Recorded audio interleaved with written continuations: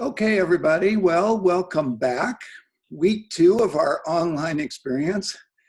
Hopefully this is working out for you guys. Look like, I talked to a few of you. It seems like this might work for us as we head toward the, second half of this class. Who's that? Good morning. Hi, Gloria.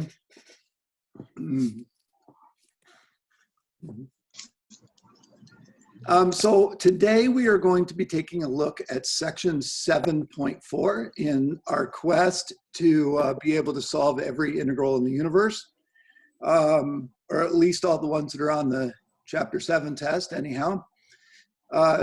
And so they start off kind of looking pretty easy, and then they get messier, right? That's how they always work. So the techniques that we're going to use in this section are mostly helpful for rational polynomials. So if you've got a fraction of polynomials, one on the top, one on the bottom, works pretty good.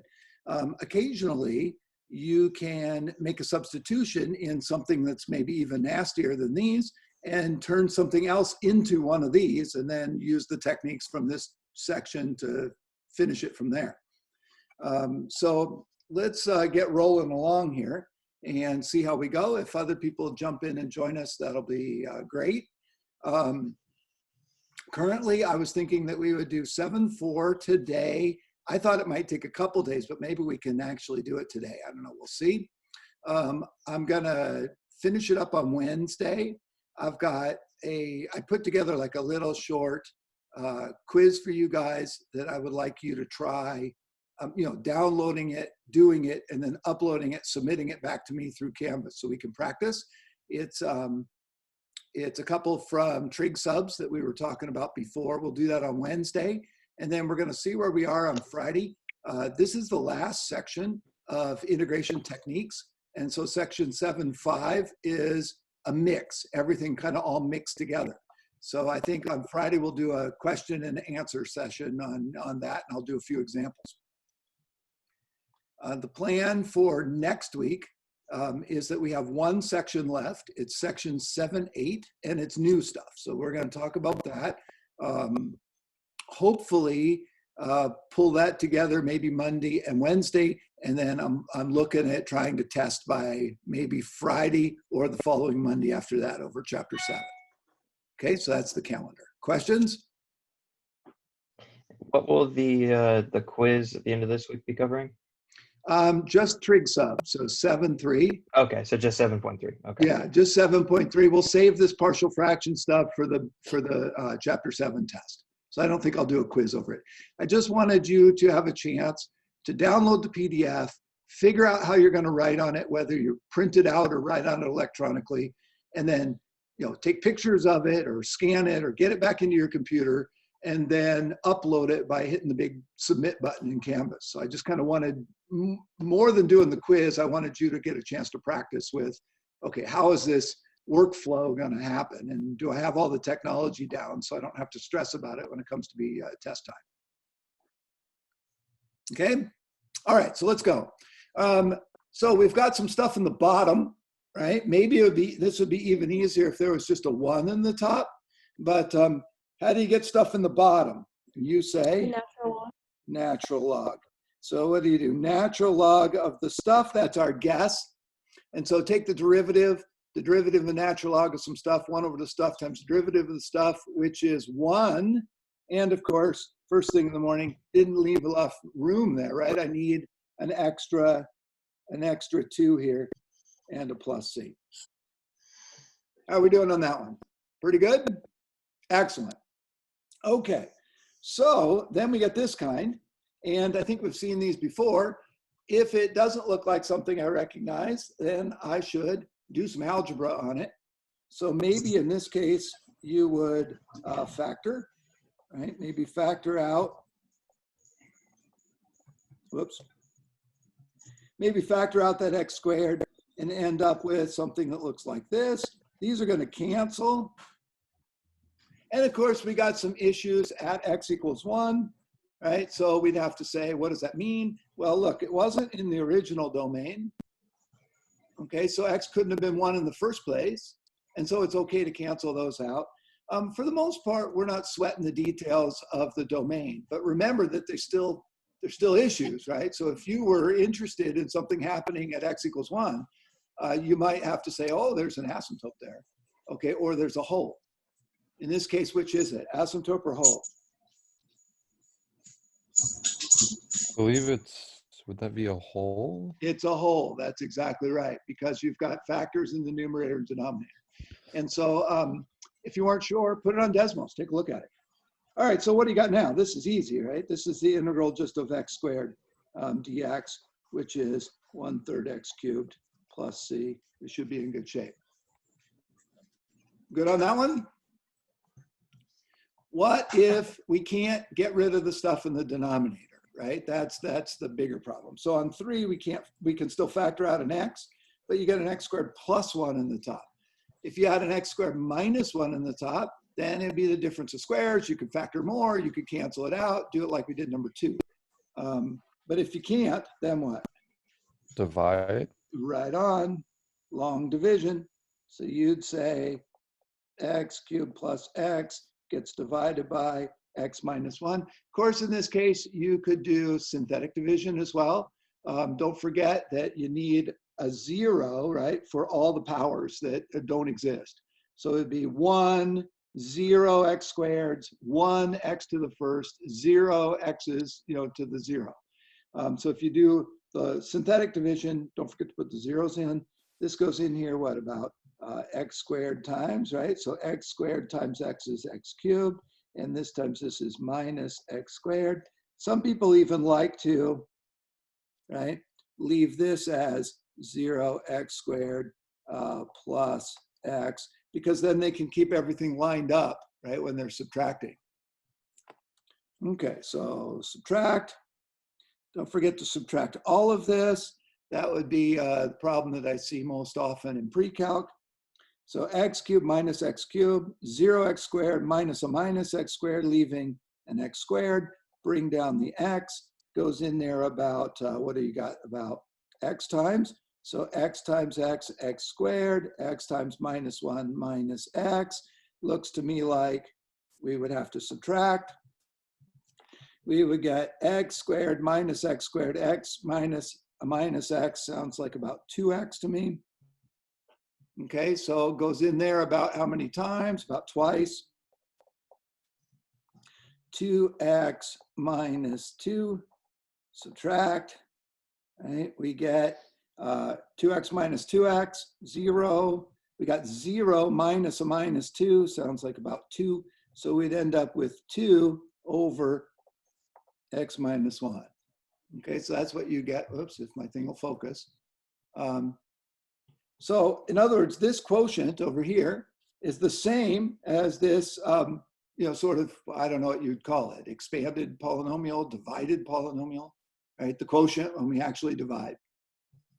Which means we can rewrite our integral as the integral of x squared plus x plus 2 plus 2 over x minus 1 dx. And then I'm hoping that that one's going to be pretty easy, yeah? The integral of the sum and difference of the integral, so you can do each part. And we already know that last part. So we've got 1/3 x cubed plus 1/2 x squared plus 2x plus 2 times the natural log of x minus 1. And of course, I'm throwing the absolute value bars on there because it extends the domain. There's still a problem at x equals 1. It's kind of a wash. I think probably the absolute values when you take the log is a good idea, right? But would it be right or wrong? I don't know. Check in WebAssign. It probably would take both, but it might expect the absolute values. Questions on this one? Here's the rule. If the polynomial on the top is bigger, higher power than the one on the bottom, then divide. Okay. All right. So what about this one? Well, that one's easy. 4 is easy because we already know the first part, and the integral of the difference is the difference of the integrals. So if we have the integral of both of these, we can split it up like this and do the integrals one piece at a time. We already know the first one. It was 2 times the natural log of x minus 1, right? And then what's the second one? I don't know. It looks like minus the natural log of x plus 2, right? Plus c. How are we doing? Still good? Don't you need a one What is natural it? log? Did I mess it up? Wouldn't you need a 1/2 in front of the natural log on the second part to cancel out the 2? Yeah, check this out though. There isn't a 2 in the top of this one, right? So when I take the derivative here of natural log, I get 1 over the stuff, so 1 over x plus 2, times the derivative of this stuff, and the derivative of the x plus 2 is 1, right, for the x, plus 0. So the derivative of that 2 turns out to be 0, so you just get a 1 on the top. Okay. Okay? Mhm. All right, so I'm kind of thinking that maybe you would write this in some alternate forms. And so with logarithms, there's a bunch of logarithm rules. So this isn't really calculus, this is like pre-calculus. And well, as you know, every bit of math you've ever learned comes into play every day. So I'm kind of thinking we could write this a different way. In fact, when you have a number, right, times a log, that's the power rule, isn't it? Because when you multiply exponents, you have power to a power, you multiply. So I'm thinking this could be written as the log of the x minus 1 to the second power. Whoops. Minus the log of x plus 2, right? Plus c. Everybody okay? Remember that rule?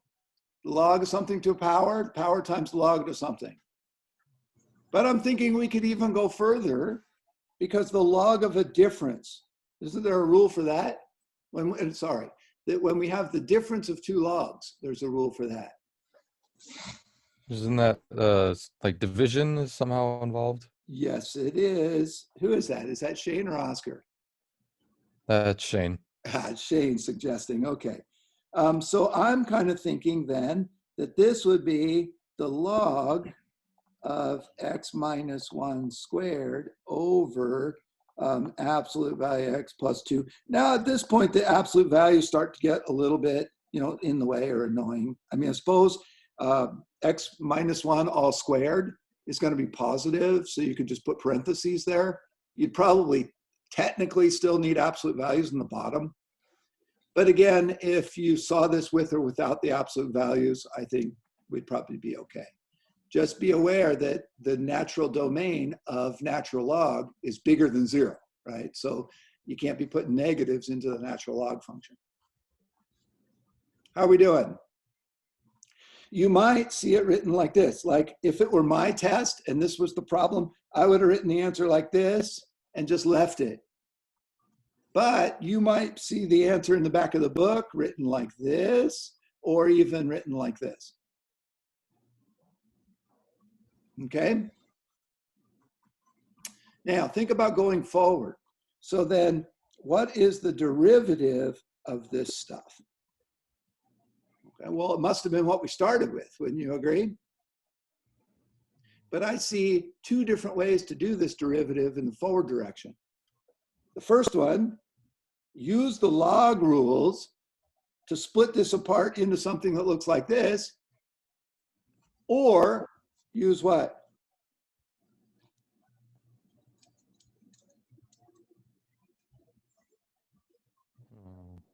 Because I think it's messier. What is this thing now? It's a what? Quotient, yeah. So you'd have to you'd say the log of the stuff, 1 over the stuff, right? Times the derivative of the stuff, which is the quotient rule. So you'd have to go bottom times derivative of the top minus top times the derivative of the bottom over the bottom squared. And then there's a chain rule. And then there's a chain rule in the middle of the derivative of the top. So you'd have to do a chain rule. If you don't break this down back into this, then I'm saying, yeah, you can do it, but it's going to be a lot more rules and a lot more algebra. Okay. But it doesn't matter. You can do it either way.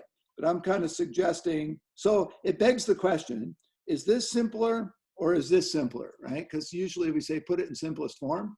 And the answer is kind of depends on what you're going to use it for. Okay. If you're trying to solve, let me get the C out of there for a minute. If you're trying to solve this equals 5, okay, if you're trying to say what X makes this 5, then I'm thinking you're going to have to put it in this form. Because if you're trying to solve it, let me see if I have an eraser. If you're trying to solve it, you would then have something that looks like this. And your first step would be to exponentiate both sides to get rid of the log. So all of that stuff squared over x plus 2 would be e to the 5th. Yeah? Although if I were trying to solve this, either one of these, and I didn't actually have to get the exact answer using algebra, I just put on Desmos and see where it crosses the axis. Okay, but all this stuff that we're talking about now, that's all just solving logs, pre-calc type stuff. So be aware that the answer in WebAssign or on a test or in the back of a book or where you see it, if you use Symbol Lab or Wolfram Alpha, you might get an equivalent form. And you might have to show that those forms are the same, okay? Because it's not the answer that you expect. All right, are you ready for the hard one now? Here we go. Here's the point of today's lesson, finally. Good grief, we had a lot of warm up. Okay, here's the point of today's lesson. What if you get one that looks like that? Right, well, looks all blurry. There, that's better. And the answer is? Partial fraction decomposition. Partial fraction decomposition, exactly. In other words, I can't deal with this. I can't divide because the bottom is already bigger than the top. Okay, so since I don't know anything else to do, maybe I factor and I hope for the best. By hoping for the best, what am I hoping for? Cancels. I'm hoping for a what in the bottom? X plus 5. Yeah, an x plus 5. If it's an x plus 5, we could do that back in Calc 1, right? You just do algebra, you factor, you cancel, you do the log, we're done. But unfortunately, look at what we get. What do we get? Plus 2, right? Minus 1. So there isn't an x plus 5. So now we're sort of in bad shape because, uh-oh, can't do it. There's another thing that we could do that would be really super nice. Maybe I'll step aside and do it over here. Instead of this problem, wouldn't it have been nice if instead we got this problem?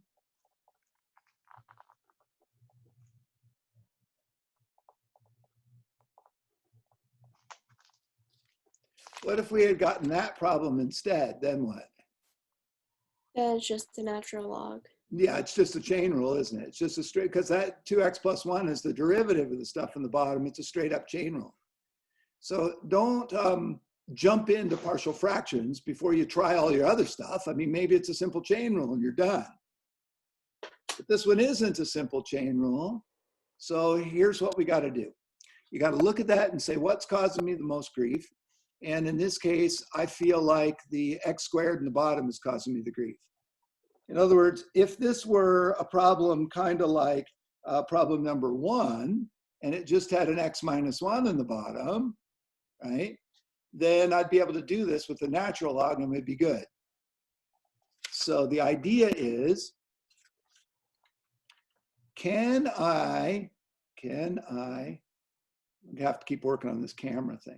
In fact, if school stays locked down, I might just go grab the document camera out of one of those classrooms. We'll see how that works. All right, so can I rip this apart? Can I rip this apart into 2 fractions? Okay, that's the big question. Can I take x plus 5 over quantity x plus 2 times the quantity of x minus 1 and pull it apart? Can I unadd these fractions? Okay, and if that's true, and I can unadd those fractions, then I could just do this like I did number 4 and life would be good, yeah? So the question is, can you unadd the fractions? And the answer is, I don't know, before you unadd fraction, unadd sounds a little bit weird, huh? To sound a little bit more formal than that, we say decompose. So the opposite of adding, unadding, because the opposite of adding, we think of that as subtraction. So unadding, we think of as decomposing. Whereas unmultiplying, we think of as factoring. Is that making sense? So just some language so that we can talk about this. Okay, fine. So what would you do? I don't know what you'd do. Why don't we just guess? Why don't we just guess 2 and minus 1? And go in the forward direction and see if we're right. So here's what I'm saying. If I add 2 over x plus 2, and I, putting the minus down here, subtract 1 over x minus 1, then I'm saying I get the same thing as x plus 5 over x plus 2 times x minus 1. So do you remember how to add, or in this case, subtract fractions? You need to get a common denominator. Right on. So we're saying I've got 2 over x plus 2. I'm missing an x minus 1. So I'd have to multiply by x minus 1 over x minus 1. And in this one, I've got 1 over x minus 1. For it to be common, I would need an x plus 2. So I'd multiply by x plus 2 over x plus 2. Notice that we still have problems in the domain at x equals minus 2 and x equals 1. Both of those are asymptotes. So if you happen to be interested, if your problem is concerned about those 2 particular points, then we'd have to worry about this. Remember, functions only have antiderivatives if they're continuous. So there's no derivative at the asymptote, right? But everywhere else we should be good. And so then here we go. We get 2x minus 2. Notice this is minus the whole top, x plus 2, over x plus 2 times x minus 1. I'm keeping mine right now inside the integral, but you could certainly go off to the side and do the scratch work off to the side and then put it back in, right? It's not too much effort for me to write these 2 things down. So you're either going to go change this off to the side and put it in, or kind of change it in place. Here's what I get then. This is 2x minus x. This is minus 2 minus 2. That doesn't look right. That doesn't look right at all, does it? What was I supposed to get? Minus 2 minus 2, minus 4, yeah?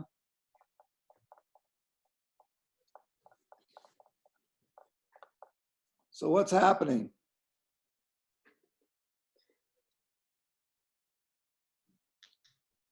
There's only one of 2 things that could have happened. Either I did some arithmetic wrong, right? There's some arithmetic wrong down in through here. Or this guess was what? Wrong. It was a wrong guess, right?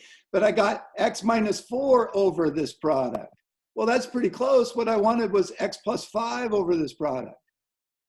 So I was kind of thinking it might come out like this, but it didn't.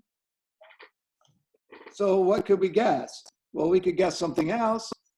We could guess 3 and 2, 5 and 1, right? Anything we want. But instead of just guessing, maybe we could do something a little more procedural. That sound okay? I'm gonna flip it over, go to the back. Okay, so what I've got is x plus 5 over x plus 2, x minus 1, x plus 2, x minus 1. Okay, what I want is something over x plus 2 and something over x minus 1. Then I can stick it back inside the integral and I can do it. Still good? Instead of just guessing numbers, why don't we just guess A and B? And then figure out what A and B are. So go in the forward direction again. So to do that, you'd have to find a common denominator. You got x plus 2, x minus 1 times x minus 1 over x minus 1, right? Over here, you've got x minus 1. We need a factor of x plus 2. So multiply by x plus 2 on top and bottom.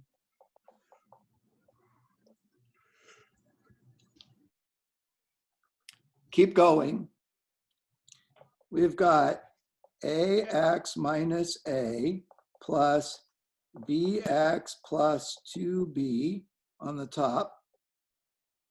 And in the bottom, we got x plus 2 times x minus 1. Are you noticing that this is a lot of algebra and not much calculus? Lots of algebra, not much calculus. Okay, here we go. Check it out. The denominator of this one is x plus 2, x minus 1. The denominator of this one is x plus 2, x minus 1. So if they're going to be equal and the denominators are the same, what would you know about the numerators? The numerators are the same. They'd have to be the same. So now I can write x plus 5, right, equals putting these together and factoring a plus bx plus, I'm going to write it as a plus. You can write it as a minus if you want, and I need my pen to work. Minus a plus 2b.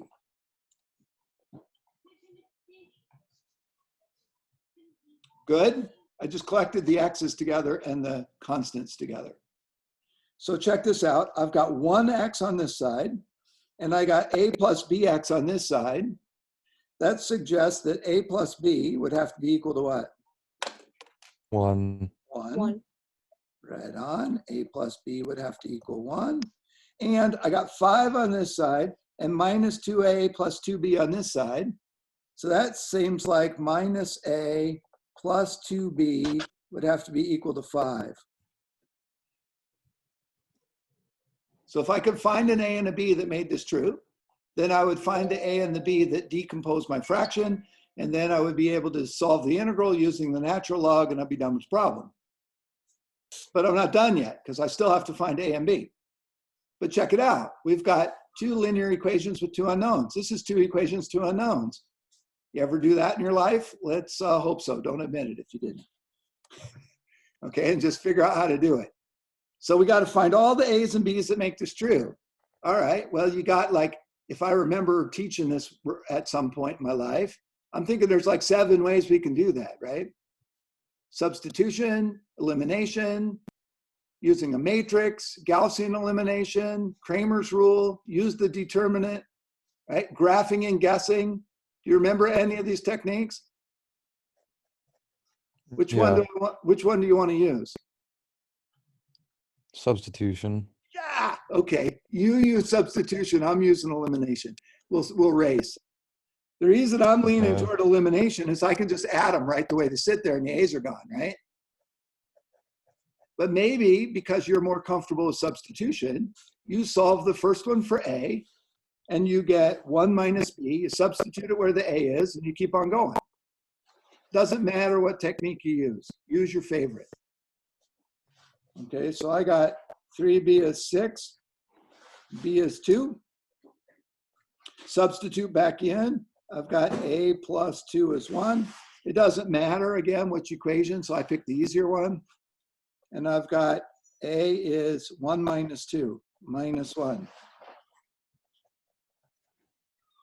So then I'm claiming that the integral of x plus 5 over x plus 2 times x minus 1 dx is equal to the integral of, what was A? A was -1 over x plus 2, right? Plus B was 2. Backwards. 2, oh, did I get it backwards? Look up here. No, I was just saying, when your original guess, it was those same numbers. Same numbers backwards. Yeah, that's why it didn't work out. Okay, but you know that guess and check is probably not going to work all the time anyway. So this seems like it's going to be a little bit more procedural. Yeah. All right, so what do we got on the bottom? 2 over x minus 1 dx. And now I'm saying that this integral, super easy. At least super easy for you guys, yeah? Mm-hmm. So how do I get that x plus 2 on the bottom? Natural log, right? How do I get the x minus 1 on the bottom? Natural log, right? With the plus c. I probably leave my answer in this form. Okay, but if you wanted to go a little bit crazy, you could say the natural log of, and again, with the absolute values, I don't know exactly what the way they're going to write it. Probably x, right, minus 1 squared over x plus 2 plus c. So this has the same answer as the other one. Same answer as, yes, same answer as the original, right? And so we did this. Wasn't there another problem we did that had also had that answer? Yeah, number 4. Number 4. Number 4 was 2 over x minus 1 minus 1 over x plus 2. 2 over x plus 1 minus 1 over x plus 2 was the same. So in other words, number 4 and number 5 are the same problem, right? It's just that when I went to decompose it down here, look at my guess. I guessed it the wrong way around. Do you see that? Mm-hmm. Kind of did that on purpose to show you that guessing probably isn't going to work all the time. Okay, so yes, 4 and 5 are the same. In other words, this can be broken down or decomposed into the sum of these two fractions. So it turns out to be the right answer. Let me see if I can double check this. I'm curious now how Symbol Lab is going to do this. So let me share my screen with you. Here's Symbol Lab. And so the question is, well, what would Symbol Lab do if we put it in there? So we want integral of x plus 5. Uh-oh, I wanted over, nope. X over x squared plus x minus 2. I need x plus 5. I got to type right, plus 5. And then get way out here to the end, throw a dx on there and see what it says. Okay, so here's what it's saying. It says 2 times the log of x minus 1. I think that's what we have. 2 times the log of x minus 1. And then we've got minus the log of x plus 2. And then it actually says steps, take partial fractions, decompose it like this. If you can't remember how to do that, show the steps, right? How come you have to unlock it? Because this is like intermediate algebra, and you're supposed to remember that. If you can't remember, you have to pay, right? All right, and then come down here, do the integrals separately, write the answer, and then it doesn't, I've never seen this before. So if you got something different, you could put it in here. But one way you could see if they're different is just graph the two things and see what they look like. Let me also look at Wolfram. Here's Wolfram. Hello, Wolfram, wake up. In here, you're going to say integral. And there's some syntax, but I don't know what it is. X plus 5. So you can type this a lot of different ways. I'm going to type it like this. What is in the bottom? X squared plus x plus minus 2. Plus x minus 2. And then I'll throw a dx on there just for good measure. Unfortunately, Wolfram shows you fewer steps. And it's like $7 a month to get all the steps. So that's up to you. Uh-oh, what just happened? What do you mean it doesn't understand? You might have to say integral of, I'm because I've gonna had say weird things like 8. that in the past. Let's try this. Should know the difference between, it should have known integral, but it wanted integrate. Okay, whatever. It gives the same answer, but look at what it did. It turned this around and wrote it backwards. Okay, well, all right. Factored out a -1, yes? And so I'll let you see that these two are the same. I thought it usually Wolfram also gives you alternative forms, but I don't see any. Okay, so maybe this one's just like too easy or something, but sometimes, right, you use one of these programs and it's going to give you a little bit different form and you're going to have to show that they only differ by a constant or that they're the same. So be a little careful when you use these to check. I think we've talked about this before, but WebAssign should take many different forms, but maybe not every form that you can think of. So you might have to massage your answer a little bit to get WebAssign to accept it. How are we doing? I'm getting nods and thumbs up. Okay, good. So here's basically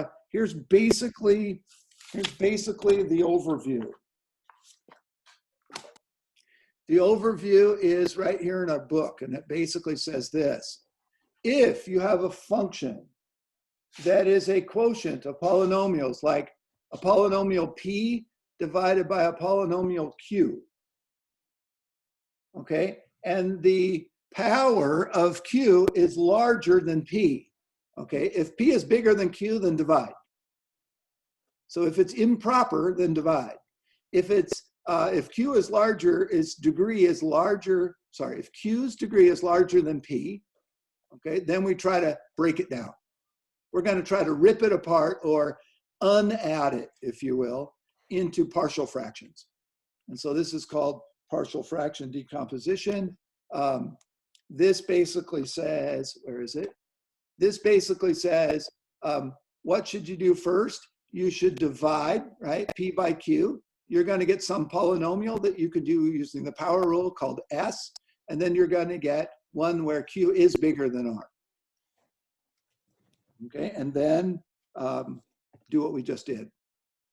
So the rest is practice. So let me see if I can find another one for you to practice on. I picked a couple more, and then I'm going to let you do some more examples, and then we should be in pretty good shape. How are we doing for time? Pretty good. Let's try this one.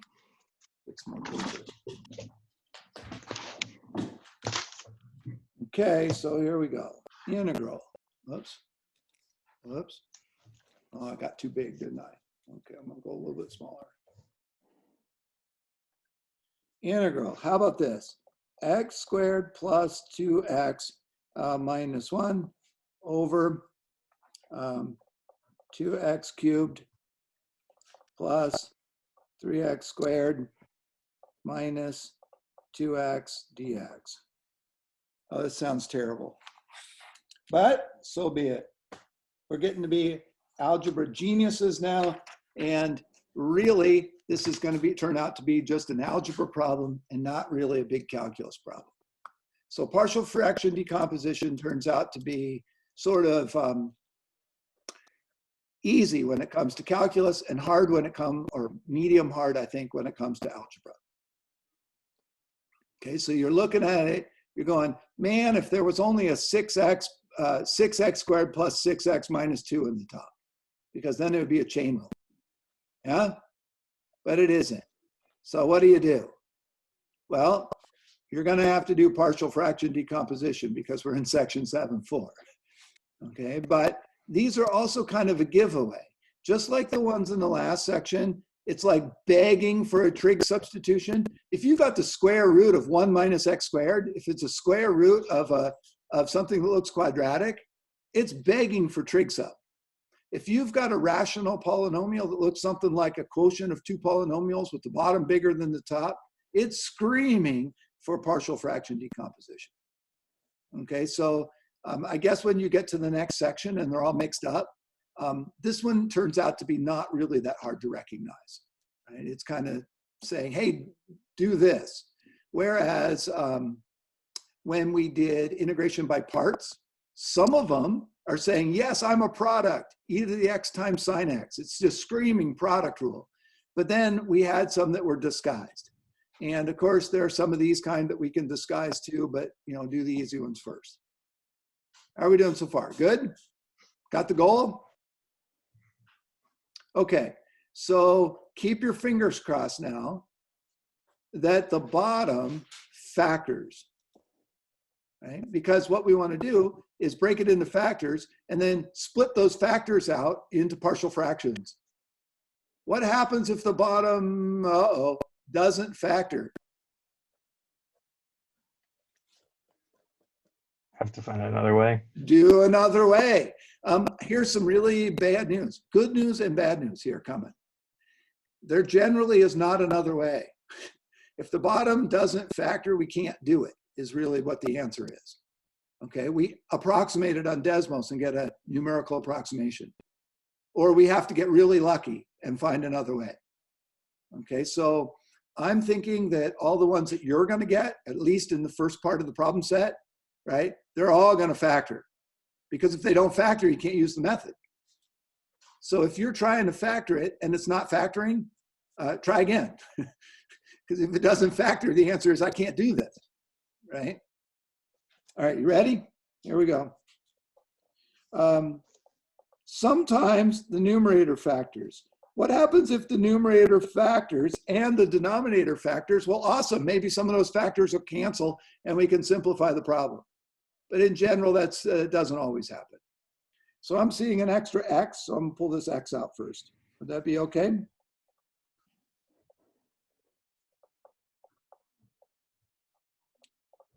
So then you say, I don't know. I'm hoping that quadratic also factors. What's the quick way to factor if you can't remember how to factor or you don't want to do it by guess and check?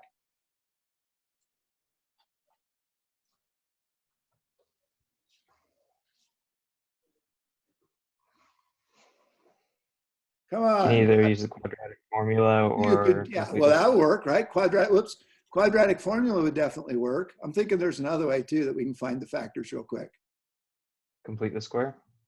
Ew, yeah, but I was thinking even on like any polynomial, like even on that cubic before we pull the x out. Here, I'll give you a hint. You. Here comes the hint. I'm sharing my screen. And where am I going? Oh. Yeah. How about this? How about 2x cubed, right, plus 3x squared minus 2x. And then you have your words. Got it now? I'm thinking 0, x plus 2, and where's that? That looks a lot like half. Okay, so I'm really thinking that this is going to factor into an x plus 2, and an x minus a half. We generally don't write these with a fraction in here. Okay, I can't see my screen. I have to stop sharing. We don't usually write it with a half. So what we usually do is we multiply through by the 2, right? And what happens when you multiply by 2? You get what? 2x minus 1. Yeah, 2x minus 1. Right? So I'm kind of thinking that over here when you're factoring, okay, you would try maybe x plus 2 and 2x minus 1. And then you'd say, I don't know, that's what? 2x squared minus 2x, right? Minus, where is this? Plus 4x minus x. That's plus 3x minus 2. Okay, got it. Right? Remember that factoring is kind of a guess and check thing. But if you don't like doing a lot of guessing, then just slap it in Desmos and see where it hits. That should make it go a little faster. How are we so far? We should be happy and sad. Why sad? Well, A, the top factor is not very nice. The top doesn't factor very nice at all. So wouldn't it have been kind of sweet if the top factored and canceled one of those out? That would have been sweet. Didn't happen. Okay, I'm a little sad about that. What else? Why else am I sad? You have like 3 parts technically. You got, yeah, right on. So I'm kind of thinking that I want to turn this, right? I want to turn this into something that looks more like this.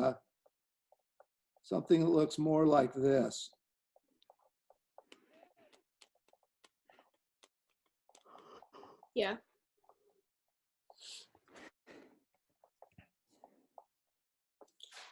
Because if I could do that, then check it out. I can integrate the right-hand side, no problem. That's just the natural log of x times a, right?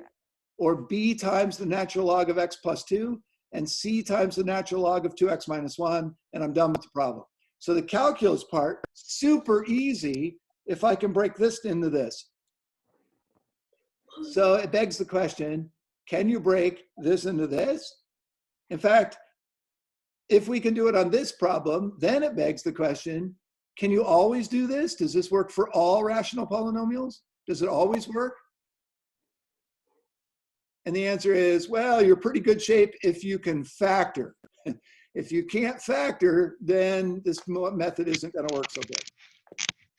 So all that remains is for us to do algebra now, to find the A, B, and C to make this true.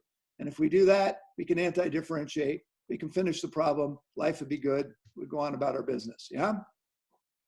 You'd practice. Quick question. Okay, what's your question? Wouldn't it be minus c over 2x minus 1? Yes.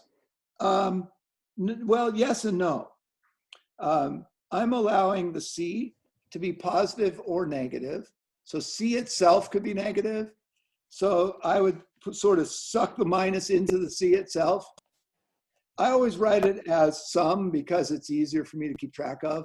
So I always think of it as a decomposition as a sum. But as we saw in the last problem, the c could end up being, say, a minus 1, in which case technically we would have a difference. Okay, does that answer your question? Yeah. Okay, thanks. let's do it then. Okay, so this is like, oh, yikes, it's a triple. And so now we need a common denominator, and then we have to do all that algebra, and then we have to solve the system. Oh my goodness, this is going to take a sheet of paper. Okay, but it's all just algebra.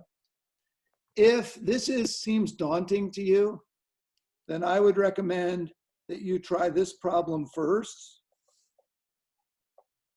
I don't know, something nice, like, I don't know, something nice, okay?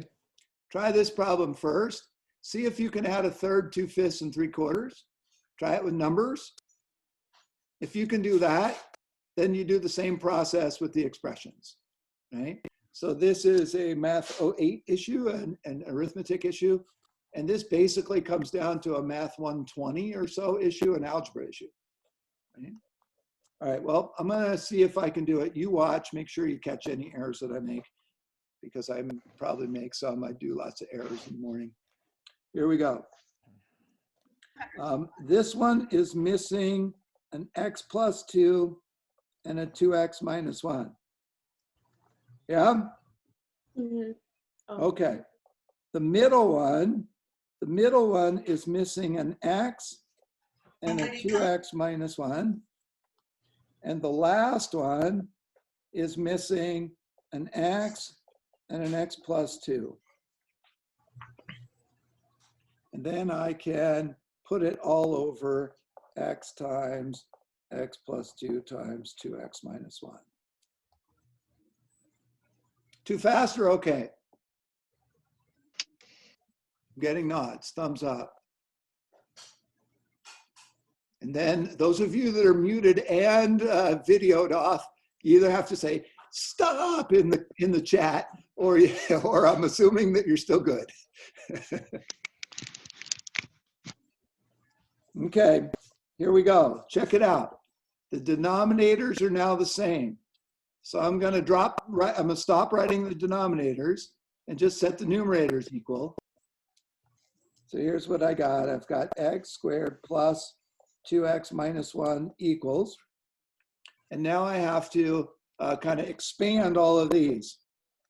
So I've got a times 2x squared, 4x minus 1x,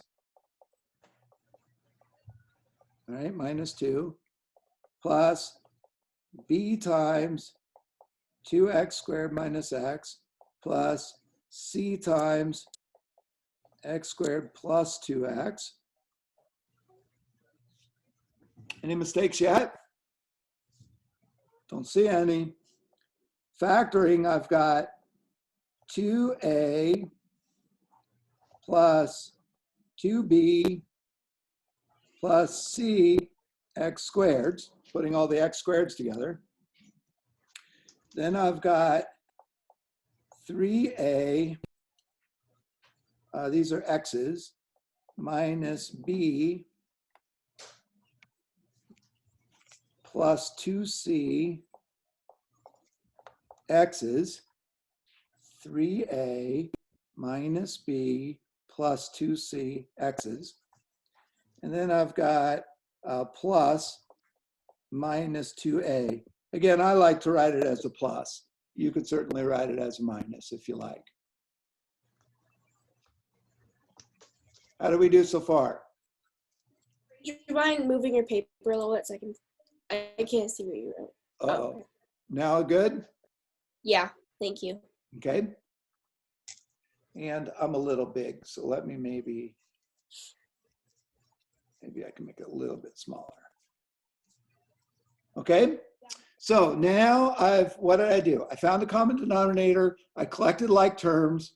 So now if the two polynomials are going to be the same, then the leading coefficients would have to be the same. So I've got 2a plus 2b plus c would have to equal 1, because there's only one x squared on this side.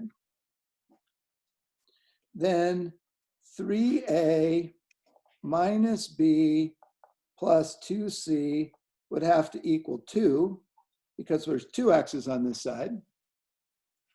And then minus 2a would have to equal minus 1, because the constants would also have to be equal.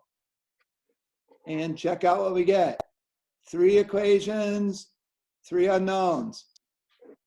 And then you do that one thing where you add them all together, right? You can do elimination 2 at a time. You can do substitution, because it's easy to figure out what a is. A is a half, yeah? And so then you could substitute the a's into the first 2 equations, and you'd end up with 2 equations, 2 unknowns. Then you could use elimination or substitution on those. You guys remember solving this using a matrix? Sorta.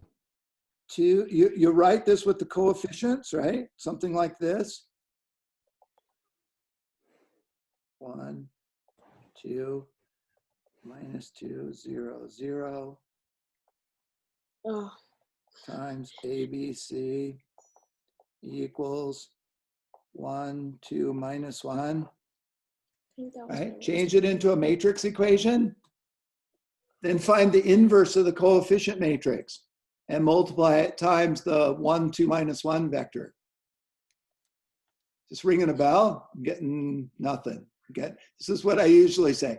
No, you know, there was coronavirus during my algebra class and we never got to that, right? You'd be able to use that excuse now in the future, right? When you get to partial fractions and your Calc 3 teacher asks you. So I'm thinking if we could find, if we called this A and this X and this B, then the vector or the matrix X would be A inverse B. So find the inverse of the coefficient matrix, multiply times B. We could also juxtapose this vector onto our matrix and do Gaussian elimination, right? Row operations. RREF, is this ringing a bell? Yeah. Yeah, okay. I'm going to let you solve this by one of the 7 ways you learned how to do it in algebra, but I'm going to cheat because I can. Right? It's an online class. We should use online tools. So I'm going to go to Symbol Lab. And I'm going to say this. RREF of, doesn't seem to know it. I was kind of thinking I could put this in like this. I know how to do this on my graphing calculator because I did it that way for years and years. But I don't know how to use every tool. I suspect that this tool will also know how to do it, but because RREF is still kind of in italics there, I'm kind of thinking we haven't quite got the syntax right yet. -2, 0, 0. Oh no, what just happened? Oh, I can't type. So I got A equals a half, B equals -1/10, and C equals like 1/5.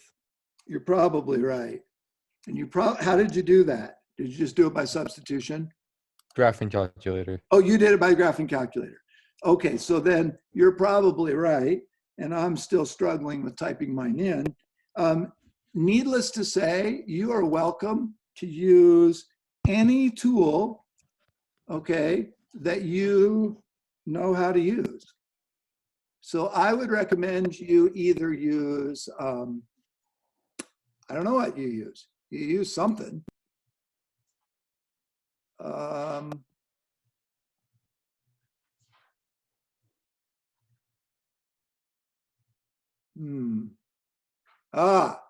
Did you get a half minus a 10th and a 5th? Yeah. Well, there you go. So you can use this tool too because it gave the same thing. And I thought it was going to complain at us because RREF right there was in italics. And I thought it wasn't going to recognize it, but it did. Okay, cool. So back over here, you do something, okay? You have to tell me what you did, but you don't have to show your work. So if you say, I wrote RREF, then say, I did reduced row echelon form using my calculator. Perfect, okay? You say, I use substitution, and I'm so good I can do it in my head. Fine, I don't need to see the steps. Okay, but I would like for you to tell me how you got A, B, and C. Okay, so you can either tell me by showing me or tell me by writing words down. Like, I use Symbol Lab to reduce row echelon form. Okay, that would work. So switching back, that's what I got. So now it looks like I need more paper, so I'm flipping over to the back. Oh, this is my nightmare. Because when I flip over to the back, sometimes I write it down wrong. Plus, what was B? Minus a 10th. Plus 2. And then the last one was a 5th. Over, what was it, x minus 1? 2x minus 1. Okay, now we have this problem. And I'm thinking this problem should be more or less easy at this part. Right? The hard part is going to be, do I remember how to do all the algebra? The calculus, not too bad. How do I get the x in the bottom? You guys forgot Natural already? log. Come on. Do the what? Natural log. Natural log. That's the easiest way, isn't it? Pull the half out to the front and go 1/2 the integral of 1 over x. 1 over x is natural log. So I get half the natural log, and then I get minus 1/10 the natural log of x plus 2, and then I get plus 1/5, right? The natural log of 2x minus 1, but here I need to be a little careful. How come?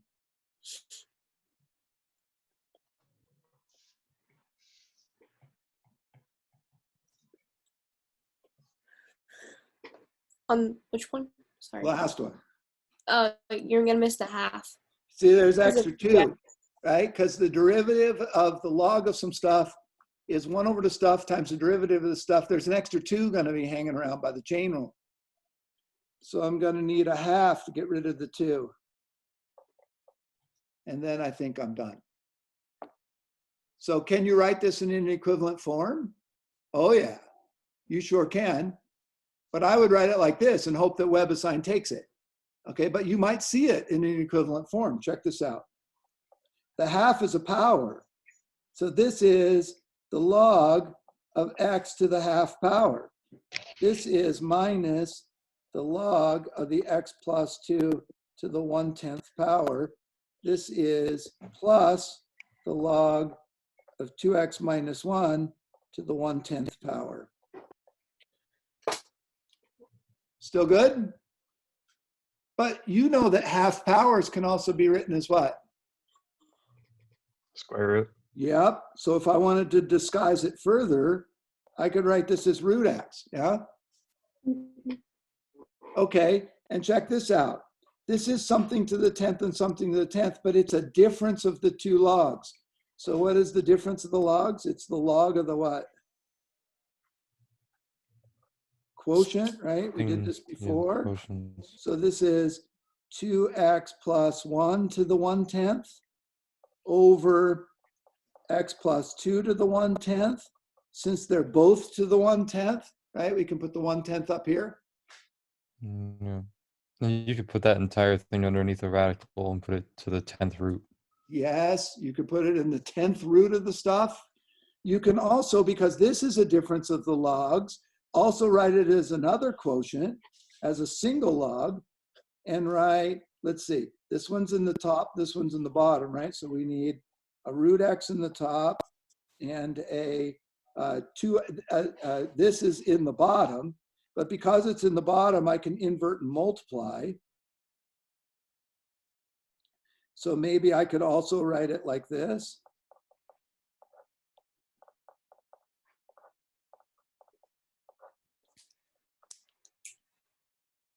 Is that making sense?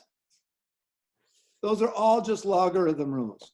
I am happy if you can get to here and leave your answer like that on the test.